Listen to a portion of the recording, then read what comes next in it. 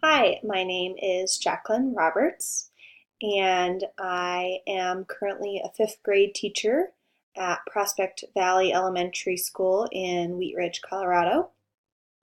Extra responsibilities this year include that I'm a member of the ILT, which is the Instructional Leadership Team.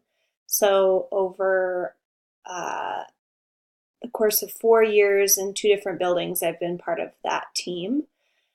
So we lead professional development and make obviously instructional decisions for the school as far as kind of our school-wide testing schedule and what resources to use and how to be systemic. Additionally, this year I am part of the LAT committee, which is the Leadership Advisory Team. So that tends to deal with more of just issues that come up. For example, our book room was not being used properly and it was becoming disorderly. So we took it upon ourselves to come up with some guidelines and presented that at a staff meeting. And then I also run the student council, which includes third, fourth, and fifth grade students this year. So I've done that for a couple years. And yeah, it's my second year in this particular building, but my eighth year teaching. Um, who has had the most influence on my life and why? Um, this is a really tough question for me. I think first and foremost, I think of my family, my mom and dad, and my grandpa especially instilled in me just what hard work looks like and um, uh, also my teachers definitely were important in my life. My fourth grade teacher, Mrs. Kroll, is one of the reasons that I am a teacher. So she definitely had a great influence on my life. And then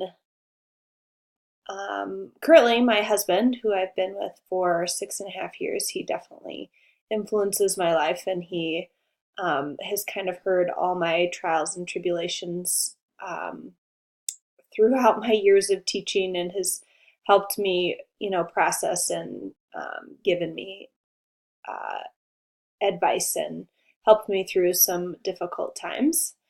Um, so the results of my personality test was interesting to me. My conscientiousness was a 92, which I do agree. I'm very self-aware and I overanalyze things, and I try to be conscientious of others' emotions and my emotions. And then my intellect slash imagination scored an 8%, which I guess at first was a bit disheartening, but I do really like organization and order.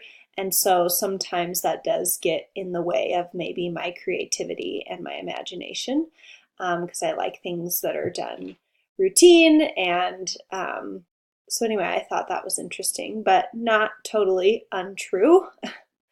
Um, and then the two leadership styles that I chose were authentic leadership.